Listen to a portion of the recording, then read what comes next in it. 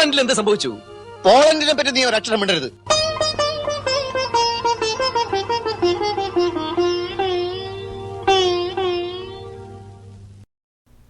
Hi, Katherine. Hi, Harsha.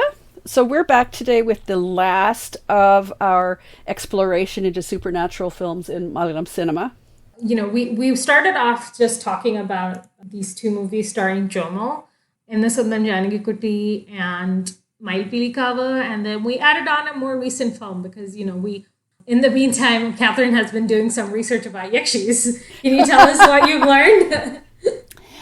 Actually, it's quite interesting because it's one of those moments where, as an outsider to the culture, you think you understand something, but it's something that is so ingrained in a culture that it's obvious to those in the culture and not obvious. So what I was searching for was movies with yakshis. And I was getting, you know, Yakshi Forever Yours, whatever that one is, that terrible film. And the ones that have Yakshi in the title are actually usually not really great films. And we, both of us, realized that I was missing out on Yakshis in films where they weren't expressly telling me that, hey, these are Yakshis. Like in Manichitrathazhu. Yeah. So now that you've kind of corrected me on that, now I've seen Yakshis everywhere. Yeah, I did not realize you didn't realize that was considered a Yakshi film. No, I had no clue because it says nothing in there anywhere, and every time I go looking for Yakshi films, it doesn't come up, which is really interesting for me. And I think that's, you know, for people who are not of your culture, that may be the same thing they hit too. So we're doing a service for people. And you've sent me a bunch of films. I haven't had a chance to really have a look at them yet, but I will. And I'll put some of those in the show notes as well to broaden the types of films that people want to look at if this is the thing they want to look for. But to be honest, like the two Jomol films, I wouldn't have had a clue that these were Yakshi films. We'll get to Mayilpeelikkavu later, but that I would consider a reincarnation film. More than a Yakshi film. But Ennu Swantham Janakikutty is definitely a Yakshi film. And the other thing that maybe I also had not made a connection to, you sent me a short film called Yakshi on YouTube, which is where I made the connection that Yakshi and chudails were the same thing. Because when you hear the word chudail in Hindi films, it's always translated as witch. But you realize, they pretty much have the same characteristics, except for like the turned feet, which I think is like only a Chudail thing. Yep. And you use Yakshi and Chudail as like a way to curse a woman. Like, oh my God, that she's such a shrew. She's a Yakshi or she's a Chudail is something both cultures have in common. Because I used to think Yakshi was only a Kerala and specifically a Southern Kerala. But you realize that figure kind of, especially that vengeful female spirit figure, it has a very close similarity in Northern Indian culture. But, you know, that kind of figure exists throughout supernatural stories across the world. And you know, she's just maybe the manifestation in this particular region. Yeah, and I was doing the same thing, like a very blinkered, specific thing I was searching for, and I should have been widening the search, but I try to justify it by the fact that horror and supernatural is really not my wheelhouse, so I'm kind of a beginner in here anyway. But yeah, I mean, a really interesting lesson on how you can miss things, particularly as an outsider to a culture. So we're here to correct a little bit of that this episode. Yeah. Which of our films today do you want to talk about? Well, let's talk about the one that specifically features the Yakshi, since we're talking about them. And that would be Ennu Swantham Janakikutty from 1998. 1998 with Jomol. It has a bunch of marquis names associated with it. It's an empty script, and it's directed by Hariharan. You know, they're the team behind Vadakkan, Veeragatha, Raja, and some of these big movies that you think of when you think of very literary, dense Malayalam films. Yep.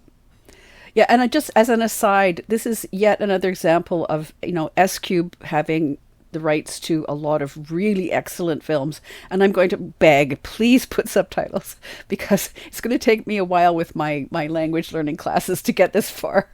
So, and then that's where you'll find, the films we've been talking about is on the Scube YouTube channel, and I'll link to that for people. Oh, and I'm going to mention spoilers, because, obviously we do that all the time.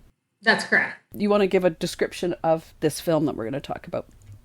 It's about a young woman who is living with her extended family in what is a trope now that Malayalam movie watchers will know in her traditional tharavadu. If you haven't picked up on it, Catherine, it's very much a matrilineal tharavadu, and you did pick up on it. Yes, yeah. Very good. Yeah, now I'm picking up on, step by step, I'm picking up on these things. So, because we've talked about this a lot, and some discussions about matrilineality as well elsewhere other than on the podcast too. So that's a thing that I've also been getting some better information about. But yes, it is fairly obvious in this film that it's a matrilineal extended family. Right. And I picked up on that even without subtitles, because again, I am watching this one without subtitles. That is awesome. Yeah, but I was wondering about that because there's a lot of dialogue in there hinting at it. But what did you see that made you think that? Well, I mean, first of all, it's a household full of a lot of women. So there's clue number one. And, women of various ages, but several women at one age, several young women at an age. So, my connection was, okay, some of these are mothers, some of these are aunts, some of these are nieces, some of these are daughters. So, you can sort of see by looking at the group of women and the ages and the cluster of ages in this household. And because, why would they be living together as a group like that otherwise? Right. And I don't know if you picked up on the fact that the grandmother is not actually Janaki's actual grandmother. She's her grandmother's older sister who's kind of fallen out with her own children. So she comes to stay with her nieces. Okay, no, that I wouldn't. And I was confused for a little bit about who she was, because, yeah, I was a little confused about who she was, because I thought maybe she's just an older woman who's with the family, but Janaki calls her Amuma. Yeah, she calls her Mutashi or Amuma. Mutashi. So that, she calls her Mutashi because, all of the sisters' kids basically treat their mother's sisters as kind of interchangeable mothers because, at a certain time they would have all been living in the same household. And then, they call her Valyama, which means older mother. And they would call their mother's younger sister Kunyama, which means younger mother. And that's still the words we use for aunts today. So, yes, it's very matrilineal. There's one male figure coming in there to complain about the fact that this old woman fought with her kids and now she's coming to stay with us. He's what would be called the Sambandhakaran, which is like the son-in-law that marries into the family. So he might have complaints about this old woman coming to stay with them, but clearly it's their matrilineal traditions call for the fact that they take care of her. Yep. And so Janakikutty is going through adolescence and, she's developing her first crush, but she's very awkward and she doesn't seem to have a lot in common with the other young females around her. And she really bonds with this great aunt of hers. She hears all the stories that I think we've come to expect in Malayalam movies about yakshis and about forbidden places and the stories that, kind of get passed on from generation to generation. And Janakikutty starts meeting this woman in the woods who we're led to believe is some sort of supernatural entity because she comes only when Janakikutty is there by herself. And Janakikutty has a crush on somebody who is around the family, distantly related, unclear at this time. And, the woman, Kunyato, played by Chanchal, she's kind of scheming to get Janakikutty what she wants. Now, this young man that she's interested in is secretly having a relationship with, now I wasn't clear whether it was Janaki's sister or one of her cousins. It's one of her cousins. Okay, that was my guess, but no subtitles, so. Yeah, and I don't know if it's necessarily a huge delineation, because again, we're talking about maternal cousins, so they might as well be sisters in this context. And part of what prompts the kind of stress or distress that Janaki goes through is discovering that the guy she has a crush on is involved with this cousin. So we're kind of set up for her going through this adolescent crisis with her first crush, coupled with the grandmother telling her stories about Yakshi. And she gives her a book, or she has a book about Yakshi stories at some point.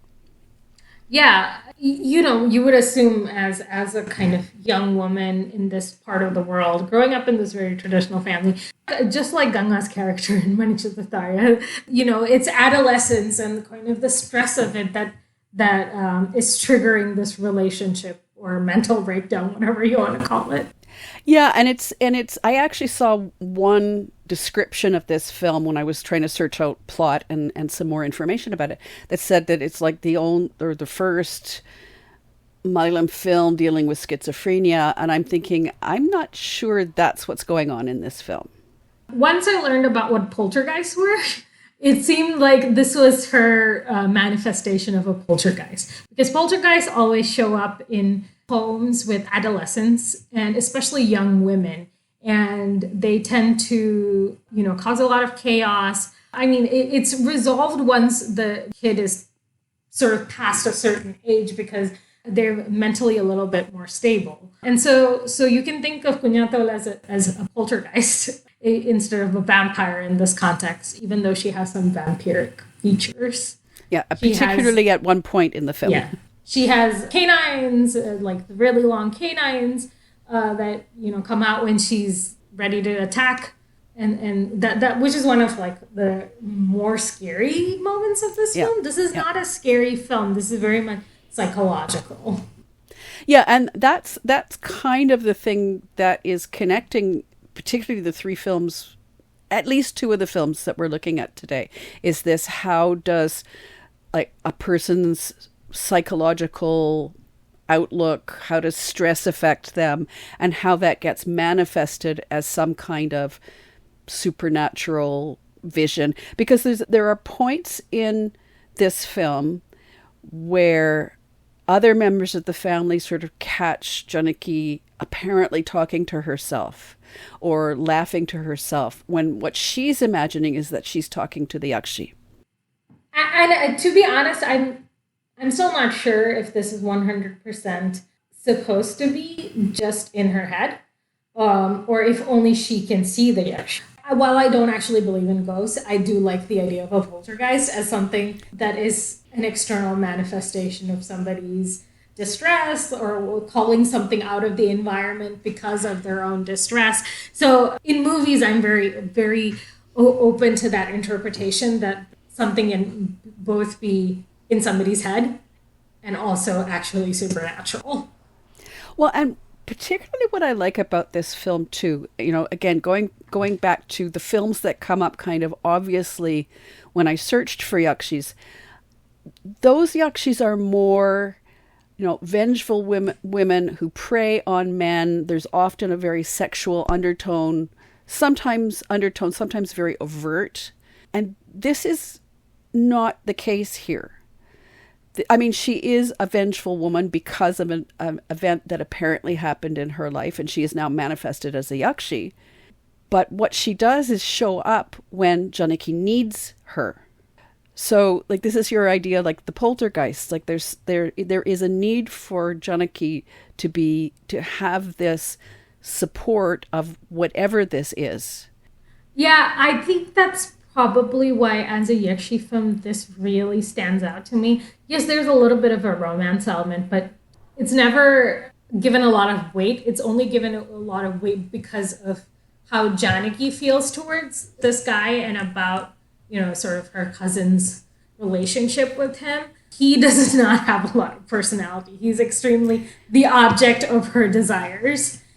But that's what it's like for an adolescent girl who is just having this first crush. And it's like, it's an overwhelming emotion where you're sucked into it. And sometimes you're projecting things on this object of your affection that don't exist at all. And she gives a lot of meaning, like near the beginning of the film, he gives her a Cadbury chocolate bar. And, she takes it out of the wrapper and she sort of smells it. And then she puts it in a box of treasures. So it's like he has no clue that this is how she feels, but this is sort of all encompassing for her. And that's a very typical experience for a young girl. Yeah, the way he overlooks her and kind of gives her a chocolate bar as a kid. Like, here, let me give this kid a chocolate bar.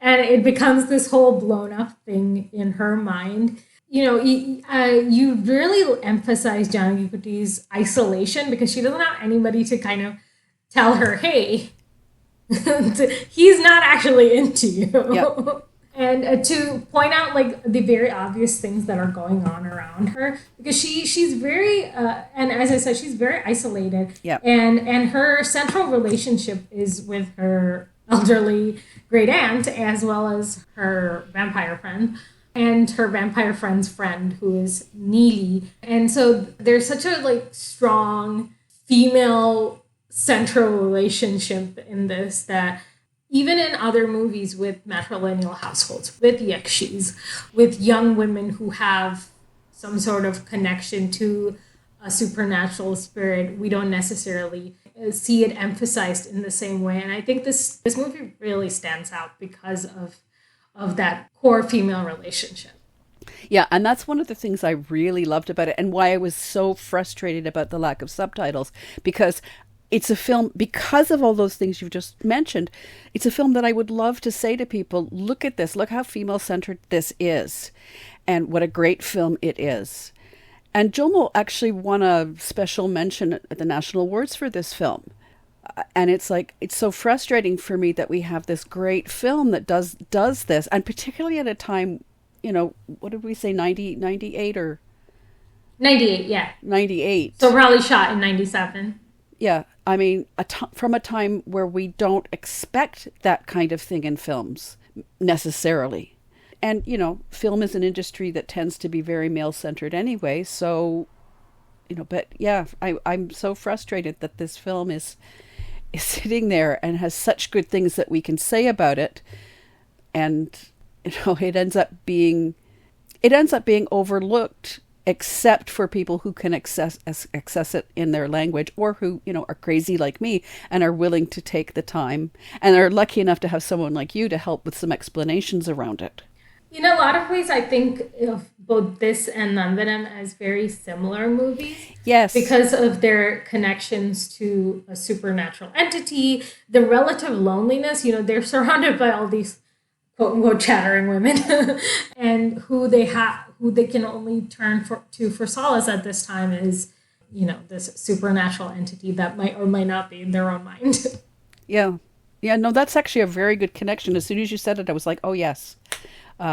So, yeah.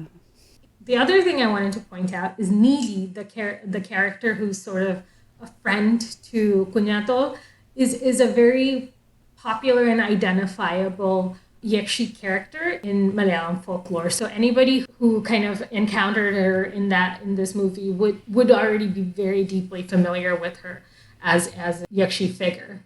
And so I think what the movie is kind of doing is saying that, Janakikutty, as somebody who's very familiar with this lore, is kind of pulling in all these other details that she knows about Yakshis to create this very vibrant inner life. I don't know if this was clear in some of the, if you watched it on YouTube, but when I remember watching this on VHS, it was, the movie is very muted in color.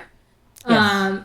But except when, a lot of the time she spends with Kunyato. Kunyato especially is this sort of glowing, beautiful figure. Like her white is so luminescent compared to, and I also watched this on YouTube, so it wasn't very clear watching it on YouTube, but this is from memory, that I'm saying that, her hair is luminescent, her sari is luminescent. So she's this extremely vibrant part of Janakikutty's imagination in this very dull life otherwise. Yeah, and that's why I sort of hesitated a bit when all this talk about schizophrenia and this, and I think your interpretation is more accurate than that. It is, a lonely, isolated adolescent reaching in for a very vibrant inner life to help her navigate what she's going through. I see it as much more positive and something that will help her, like the poltergeist, when she doesn't need it anymore, or she's grown up enough to not need it, it won't be there anymore.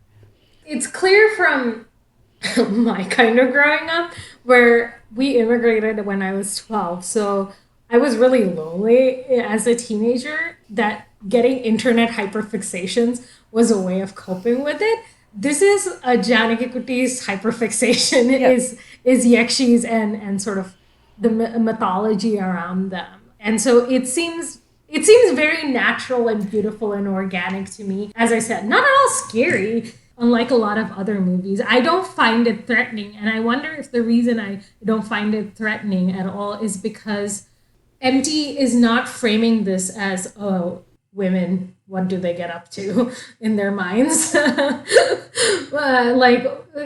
way we see Ganga's connection to Nagavalli, because she's an adult at that point, her hyperfixation is kind of worrisome for the characters in the movie. But I think the fact that this very strong connection is not depicted as a negative for the young person is probably why it's not threatening. And I think we once again go back to how it's not just female sexuality, it's also female bonding that is threatening to a patriarchal culture. Yep. And this movie kind of stands out to me as not portraying it as a threatening. Yeah, I would agree with you, absolutely. I really love this movie, despite my lack of subtitles. I really liked this movie a lot. Yeah, I mean, if you want to see a happy Yakshi movie, this would be the one. I mean, there are sort of a thread of sadness in the fact that Kunyo has this tragic life story, and you can see why it would really appeal. This kind of tragic figure would really appeal to a teenager. Yeah. Well, and teenagers today are still doing these kind of things, but with different. They're accessing different stories in different ways, but you see the same kind of parasocial relationships that they set up, and the same kind of hyperfixation on things that manifests itself today. So this film just taps into it in a different way. Yeah, I'm glad I was able to get to this point in what I was thinking, because I always thought of this movie as very pleasant to watch and extremely relatable. And it's only with talking to you that I realized, it's because it's like a teenage hyperfixation, and she's like, connecting, telling her problems to this extremely empathetic figure. All she wants to do is help her figure out this teenager's life problems. When if she was a kind of actual ghost with her own agenda, she would be out there murdering people. Yeah, and there is a little moment where the sister gets married, where the Yakshi, that's where the moment where we see her get very sort of intense and the incisors come out. And nothing happens in that moment, but you can see that it's a moment that for the Yakshi is because it relates to her own incident and how, how her life ended up being so tragic.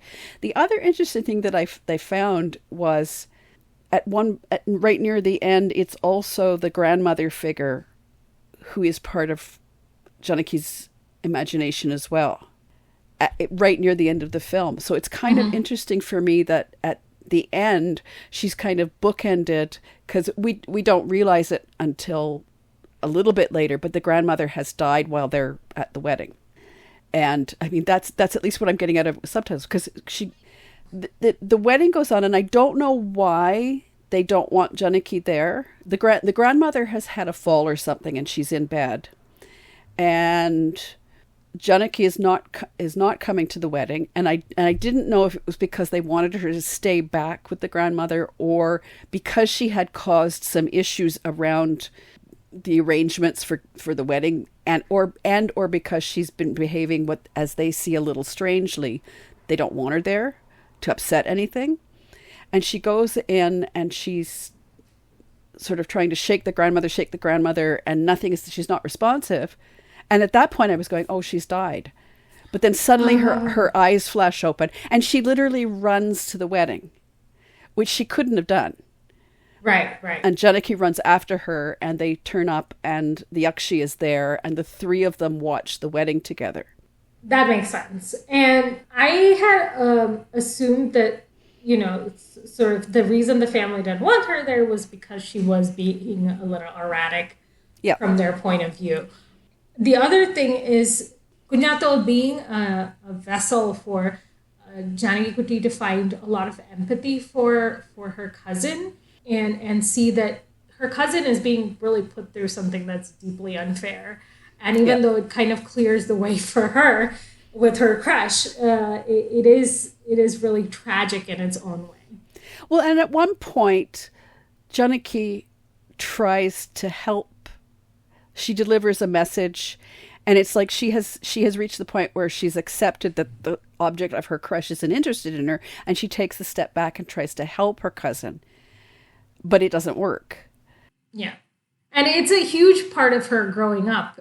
Through this movie, we really do see her mature, accept things, and kind of, yes, things might, be a little cinematic at the end where the crush likes her back or whatever.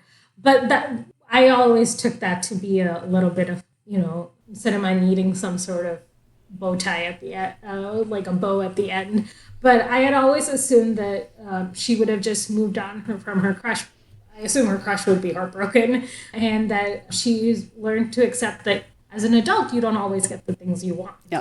Yeah, and that's kind of what I got from it until the bow tie moment at the end. I mean, I guess it's nice that she gets what she wants because we like her. But, yeah. But yeah, I love this film. I love it so much. So should we turn to the next Jomol film?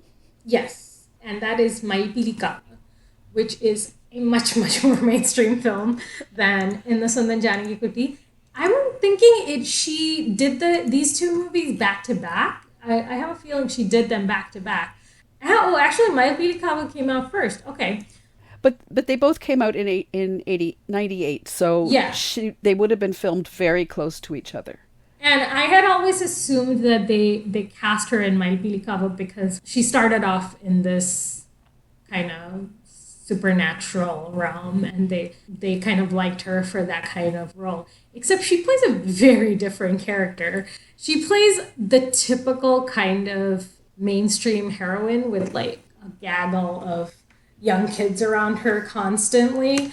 And to be honest, I don't like Jomol in those kind of roles.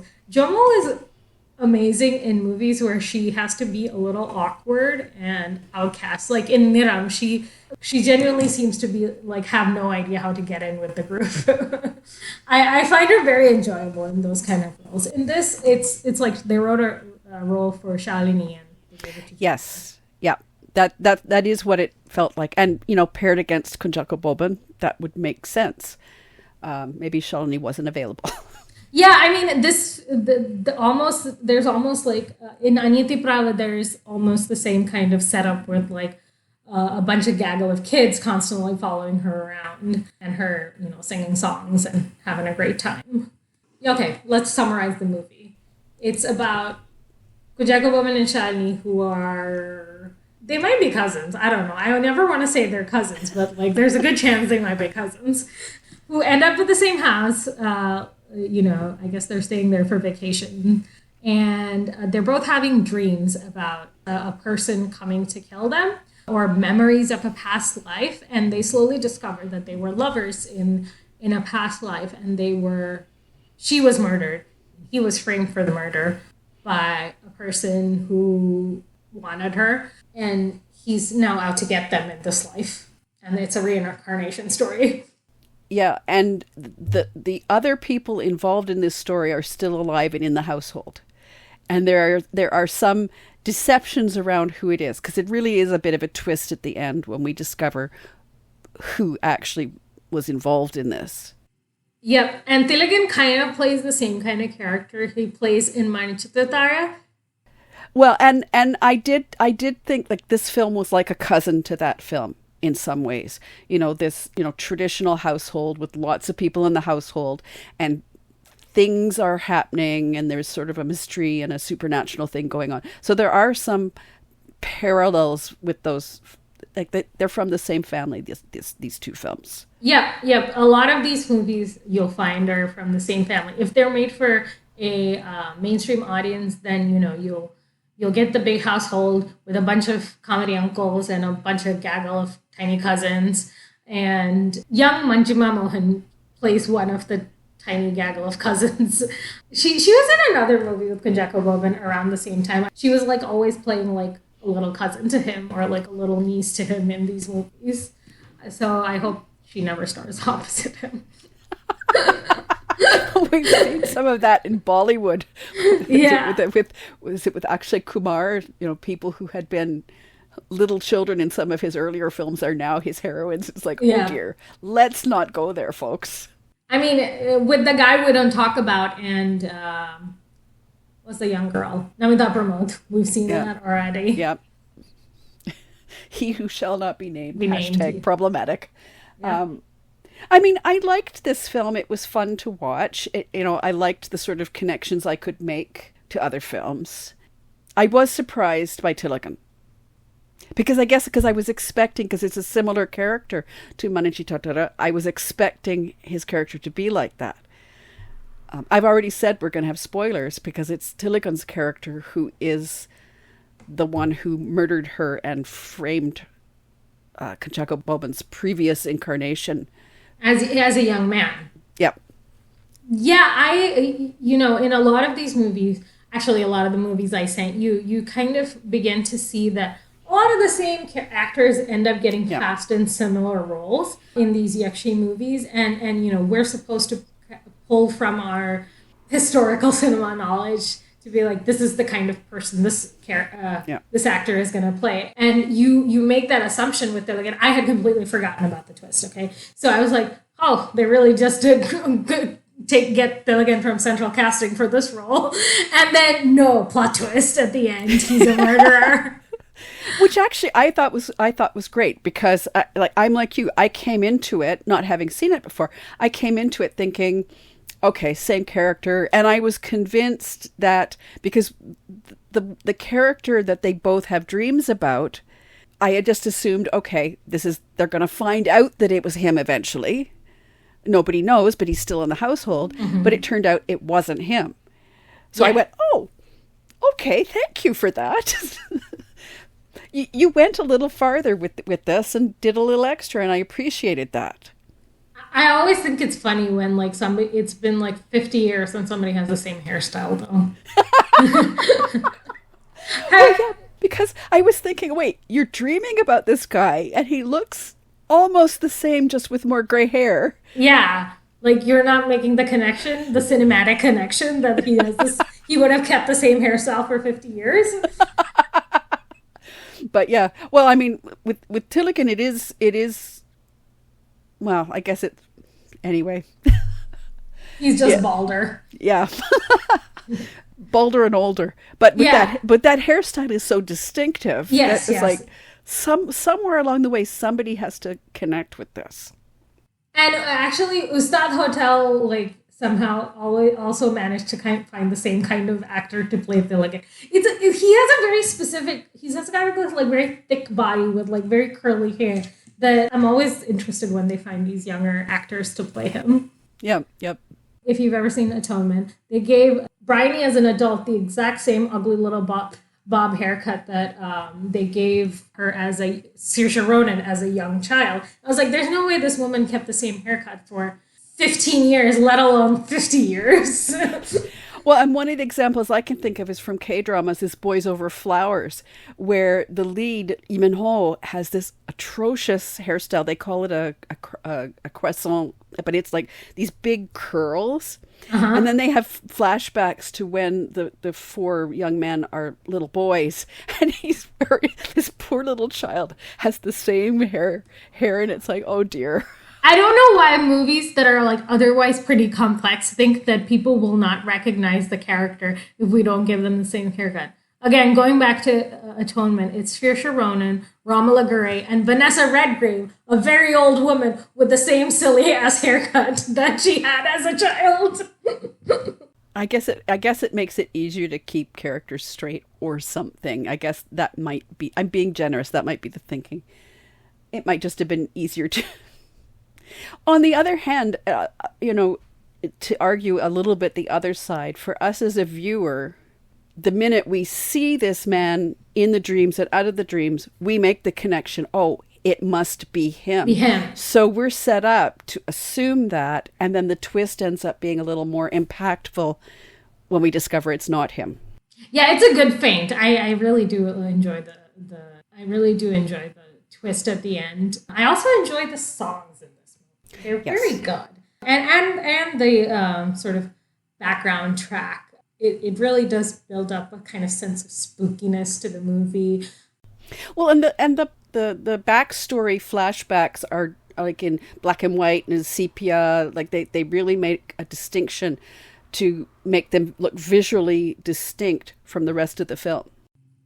Yeah, this movie, again, you watching it on YouTube, you don't necessarily get the same effect. But it's very colorful, almost kind of the opposite of in Ennu Swantham Janakikutty. It's constantly popping with color, and maybe it's because this is a mainstream movie compared to Ennu Swantham Janakikutty. It's popping with color. Obviously, the gaggle of little cousins and fun music. So it's a very mainstream movie and very accessible to even a young person compared to Manichitrathazhu, which was really scary. This movie has creepy bits to it, and but there's also a sort of a murder mystery element to it that's very, I almost think of like Poirot. You're tying together hints, and the couple in the middle, in the center of the story is trying to figure out who it could be. Jomol is not I mean, except for in Ennu Swantham Janakikutty, she's not great like lead heroine material in my opinion. But the fact that she is surrounded, that she's opposite Kunchacko Boban, so there is some focus on him, and that she is surrounded like by a big cast, I think helps to let her be more integrated into this film, despite all of that. Mm-hmm.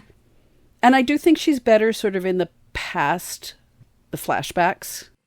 Yeah, I think so. I find their brown face very distracting. Yeah. They're both wearing brown face, and he is wearing like a tightly curled hair. Yeah. And I don't really understand, because like why did somebody in the past have to be? I mean, especially if this person was kind of their relative. Why did they have to be darker skinned, and why did they have to have a completely different hair texture? Yeah.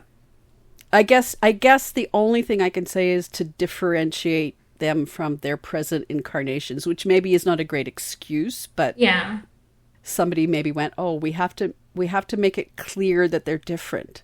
So the guy we're supposed to think is the murderer gets to keep his hair. Same haircut. But the two leads have to be differentiated. Have to be like blacked up, and she gets to keep nice. Her hair is like long and straight, and because her hair is like curly in the present time. Yeah, there's some stylistic choices I find very suspicious in this movie. But generally, again, as kind of a cousin to Manichitrathazhu, it is an interesting film to watch from that perspective. Yeah. Can you remind me if there were any of the sort of Yakshi bits that we discussed? Is there any trees? No, there's a serpent shrine. But that doesn't necessarily mean Yakshi, though. No. But I'm saying in terms of any kind of connection to anything, there's a serpent, because they find a ring. Yes. There. And a kava is sort of It's again like a grove. It's a bunch of trees, and in the middle there's a grove, and there's often a shrine in the middle. And typically for snakes, in this case, the title just refers to the fact that the shrine is also covered with peacock feathers. Yep. So I guess that must be where a bunch of peacocks hang out as well. And so just because we went through like a Yakshi checklist last time. We didn't find any Yakshis in this, right? There was no long hair, woman with long hair hanging over, and white saris. Those are some of the things to look out for, as you said. And any mention of men being left with just their nails and their teeth. Which you didn't watch with subtitles, so you wouldn't have picked up on that. No. But as you mentioned, definitely a reincarnation revenge kind of movie. Yeah. Yeah, I've got Yakshis on the brain, so I'm seeing them everywhere, even where they aren't. We need to make in the notes, we need to put a Yakshi checklist. Okay. So I guess we can move on to the last film, which is the more recent film. Yeah, Bhoothakaalam, with Revathy and Shane Nigam. And it came out in 2022. 2022. Yeah. Okay, yeah. And I know it's streaming on Sony Live, but in June 2022, we just found out this as I was looking for this movie. The Indian government stopped any VPN servers in being used in India, so I could not get this movie. I couldn't even get the Sony Live app on my computer with a VPN. So that has, because India has a little fascism going on these days. So Sony Live is very locked down too. Yeah. And I think I've seen it a couple of times because I have it here, but I'm guessing that it's licensed here in Canada and not in the US. But yeah, and it's one of the reasons I got the Sony Live app is because they are carrying some really good films and some good series.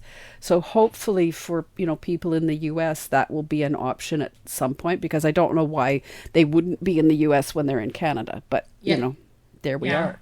So Bhoothakaalam, do you want to give the plot summary? Yeah, since I have seen this with subtitles. We only risk me rambling a little telling the story. So it's the story of Asha, played by Revathy, and her son Vinu, played by Shane Nigam. And it opens with they are taking care of her elderly mother, who is ill and being cared for at home. But very soon after that, the mother/grandmother passes away. And then strange things start happening in their household.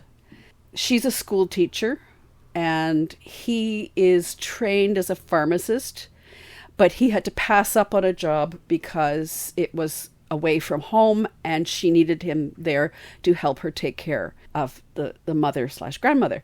She suffers from depression, and during the course of the film we see her sort of seeking treatment for that, and he sort of suffers from the stresses of being unemployed and living in this household with his mother. And he has insomnia. So there's a question of, and he drinks. So there's a question of, is he, an alcoholic? Is he drinking too much and it's stressing him out? Or is he, stressed because he is an insomniac and he's not getting any sleep, and that leads to him seeing hallucinations or visions? They discover, though, I don't know the connection of it's one of the relatives of Asha, and I don't know if it's her brother or. Yeah, I thought it was just a family friend because he refers to her in a way that makes me think he's not a relative. Like, he has no power over the family. He's just, kind of a well-wisher. Okay, but he calls in George, played by Sajid Kurab, who is a counselor, who comes in to talk to Vinu and try to get him some help. And Vinu is very resistant to this because he believes he's seeing something in the house and that nobody believes him. So it ends up, I had to actually go and kind of look this up because the term that came to me is French, folie à deux, which is kind of a madness shared by two people. Here, let me find my notes here. A shared psychotic disorder is kind of how that would be in medical language. So there's some question at some point of whether there's kind of, because both of them are very stressed and have different manifestations of how they're handling that stress, there's some question of whether they're both seeing something, about whether one is influencing the other. But at one point, George turns up to see Vino, and neither of them is home. And he talks to a neighbor who says something about something, terrible happened in the house, and the house is troubled.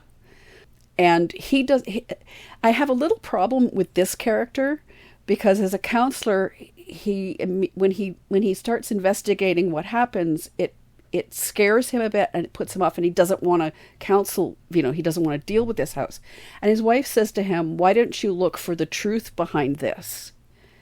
So he starts investigating and discovers that the original owners of the house were a man and his wife and child, and the man killed his wife and child and then self-harmed. And they're all dead. And then the house has been rented out to a series of people who have things happen to them.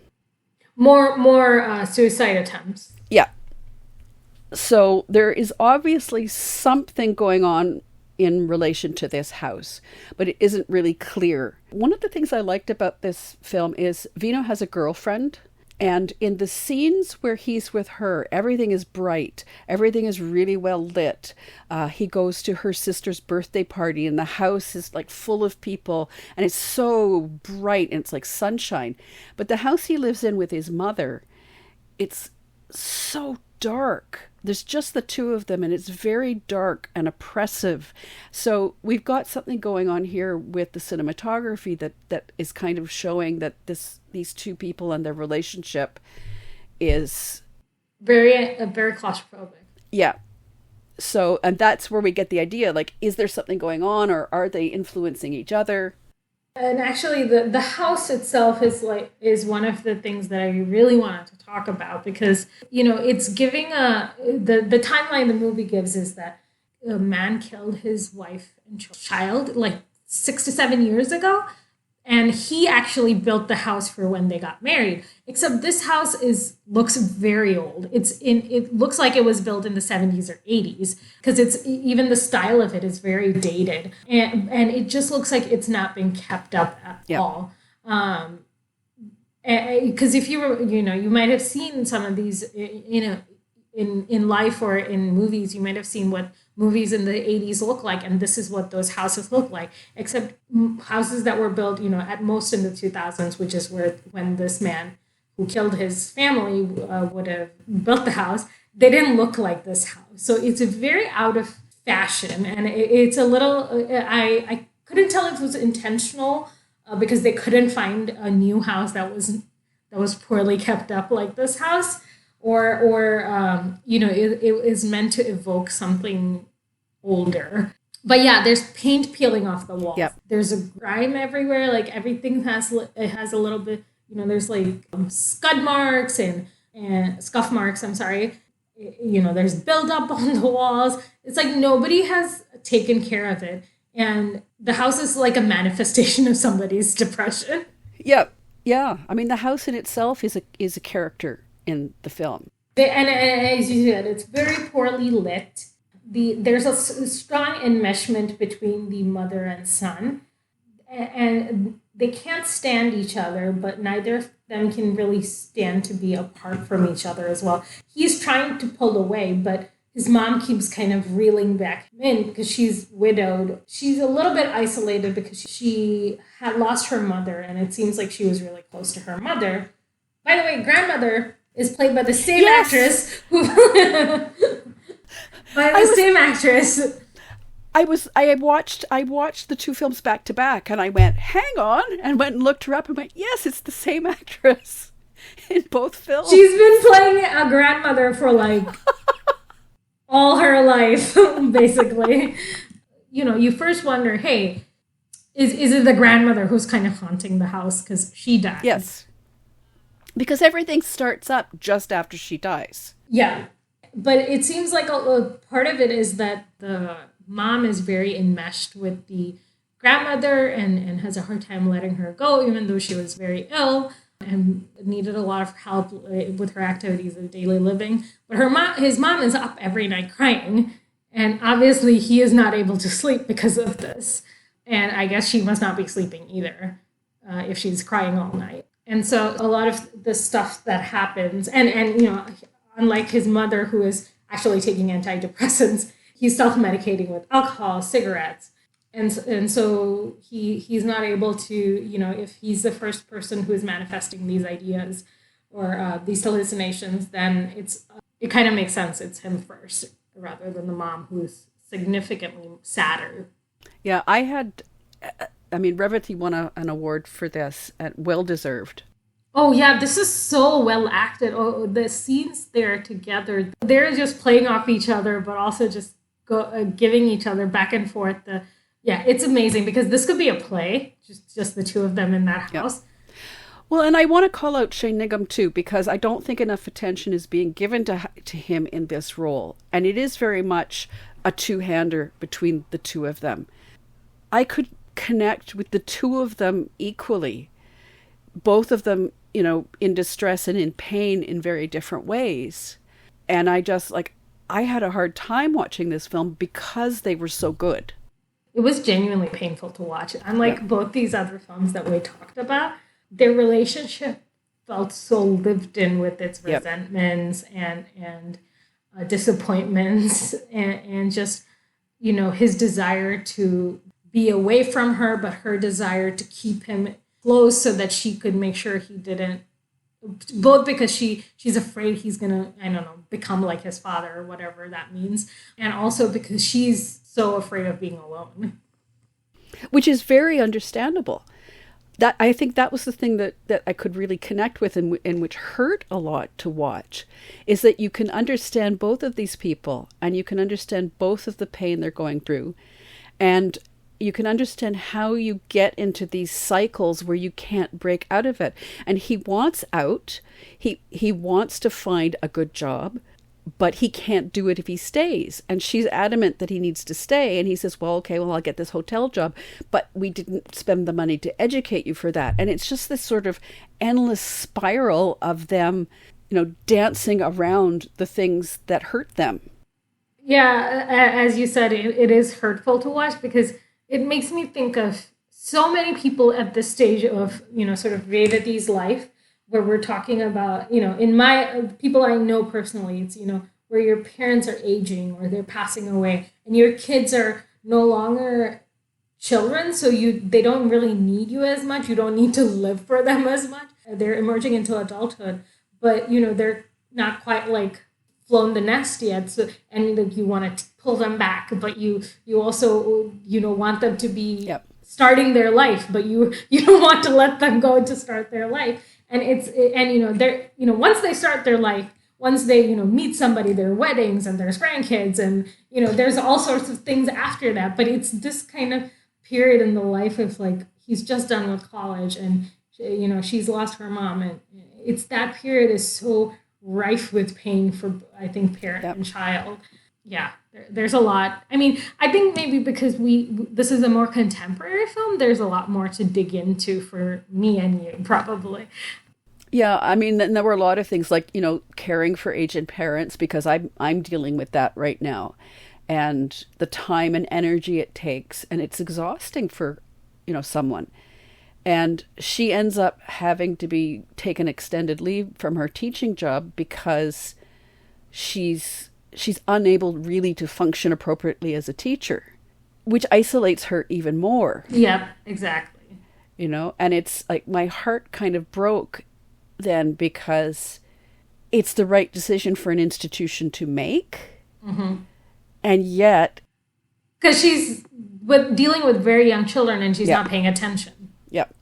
And at one point, she injures a child. Accidentally, but it's still because she's not paying attention and she's stressed and cannot cope with what young children do, which is be noisy and playful and, but it's, but then, she's sort of left with even more nothing at that point. And, she's seeing a doctor and she walks in one day and the doctor's been transferred. And it's like, Revathy makes you feel that. And she just walks out. She gets up and she walks out. And it's like, yeah, I probably would do the same thing if I had no warning and I didn't have a lot of skills to cope with how distressed I am. And yet it's also the worst thing she could do. Yeah, it's like, she just cannot, she's like barely keeping it together with her routine and with going to therapy and with, and then like one thing goes off and then she like just falls apart because she just cannot cope. And then, the counselor also kind of disappoints her because, he's like scared of the house because he's been warned off. I actually thought there was going to be like a whole thing where like he does what Dr. Sunny does in Manichitrathazhu, and I was like, I cannot deal with that. So right now, this man is like, there's so much tension happening in this household. I need to figure out, I need to spend more time with him. I can't go to this man like is doing supernatural stuff and like doing exorcisms. No, and in the end, he ends up being just one more disappointment in a series of disappointments and losses for them. Yeah. Which, thankfully they didn't go the Dr. Sunny route. The other thing is that, in this household, if you think of like mom and son as sort of like in their own little bubble, you see people knocking at that bubble, trying to get them out. You see the principal kind of, hey, I'm trying to like throw you a life raft. You have to pick it up. You see the girlfriend, Vinu's girlfriend, doing the same thing, being like, just because you don't feel like it doesn't mean you can stop talking to me, because isolation at that time is the worst thing possible. You see the family friend doing the same thing, right? Reaching out. And you see the neighbor, because when she didn't see her son that one morning, she makes sure he's around still. Like she makes sure that nobody's killed themselves in the house. There's all these sort of caring people around them, but they just cannot let them break their like trauma bonded bubble. No, and that's very realistic too, because it's really hard for people going through these things who are, shutting themselves down and closing themselves in. The more they do that, the harder it is to accept that help. And she sees it as it makes her annoyed because she's not able to judge the response from people at that point. Yeah, there's a lot of shame that that they're both going through this. And when the neighbor checks in on her, she has this like kind of nervous smile on her face where she's asking this question. And I think in other movies that could have been like, oh, this is the nosy neighbor trying to figure out what, trying to invade on their lives. But when you pull back in the context of these two characters, it's actually somebody checking in, making sure that they're okay. And Asha's response to this is, shut the windows, shut the doors, pull the curtains, keep everybody out. Yeah, I was like, whoa. Like, she just doesn't want to let people in to see this. I loved this film in different ways, but it is not a fun watch. It is not. It is really, well, it has a happy ending, sort of. Or a happier resolution, maybe.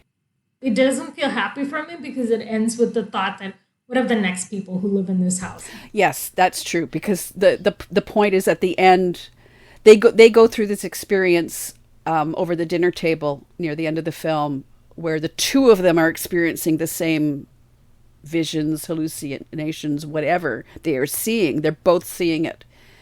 And they manage to get out of the house, and the next thing you know, they're moving out. And it's a much brighter, it's much more brightly lit right at that moment too. I think that's why I felt it was more hopeful. But you're right. If this is a house where there are a series of things that happen to many different people, you're right. The potential is there for something very frightening to happen to the next people who rent the house. The story I kept coming back to was The Haunting of Hill House, which is, if you haven't seen, it's part of there's a content. Mike Flanagan, who is every Halloween at this point, he releases a series on Netflix. So there's The Haunting of Hill House, The Haunting of Bly Manor, Midnight Mass. He's kind of the horror name at this point. And The Haunting of Hill House is based on a Shirley Jackson novel.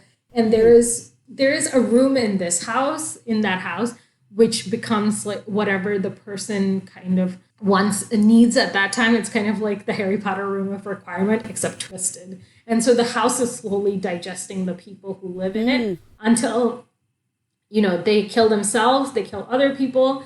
But it's also, it's not clear it's the house. It could also just be the family, because the family has a lot of trauma.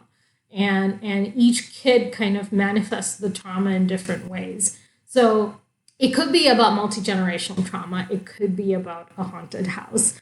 This is very much one of those, it could be either way stories.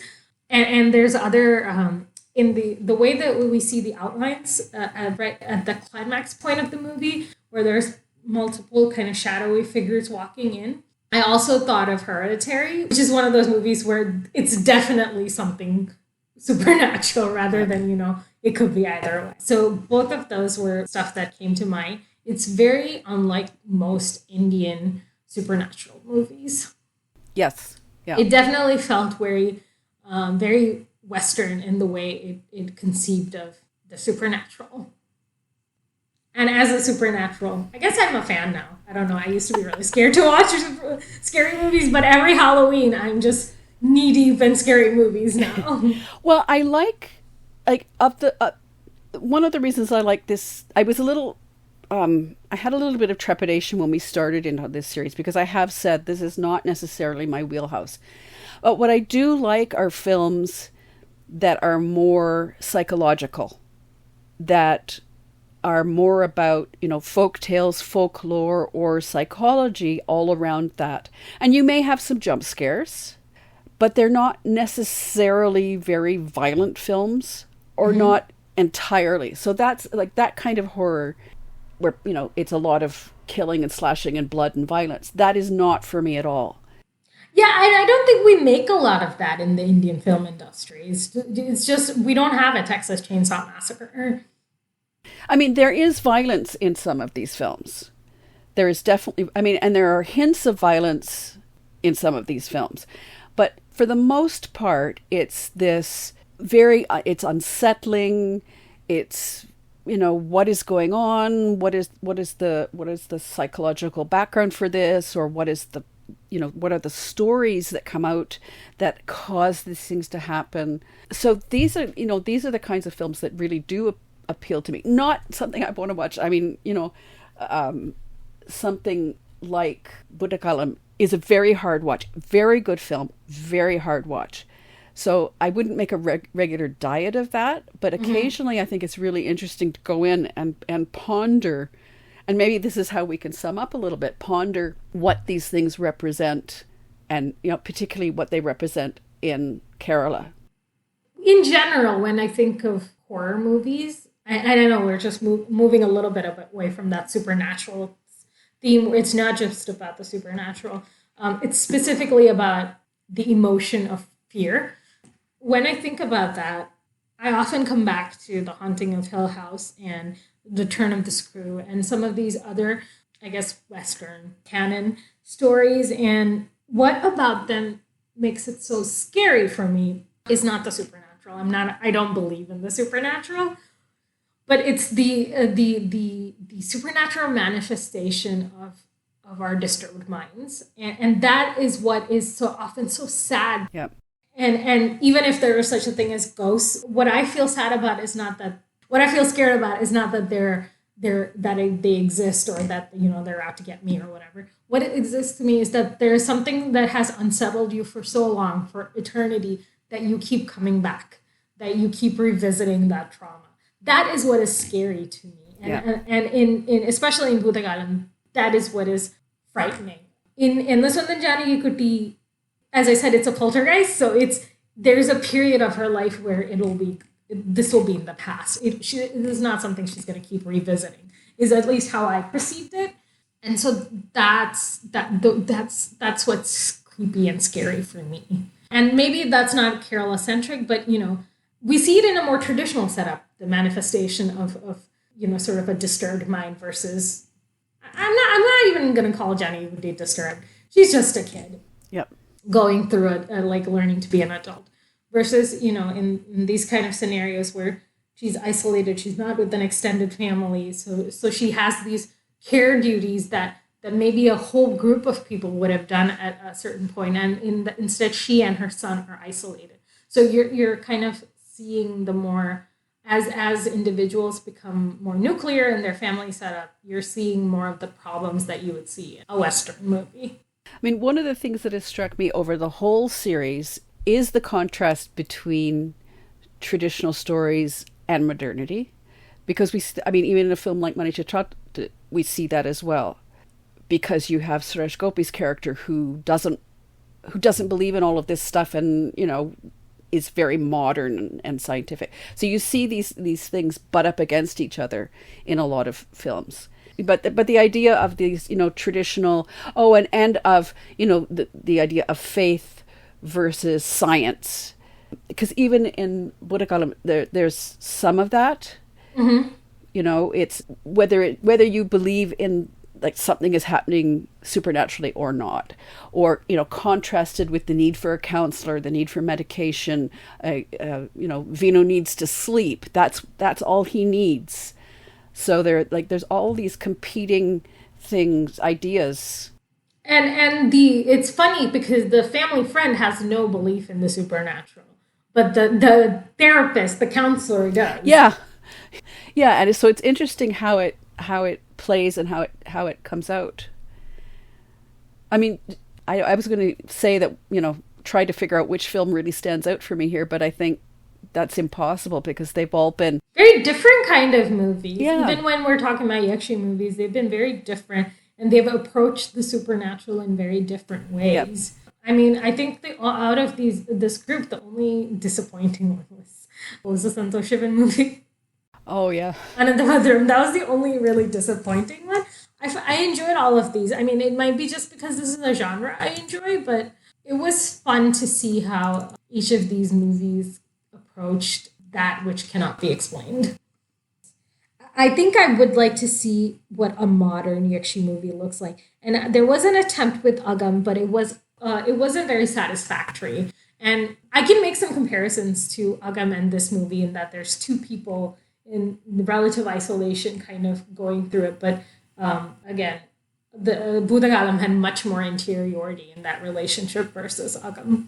So I guess that's something I would like to see, a modern Yakshi movie, and hope we get that with Ashikabu. Yeah.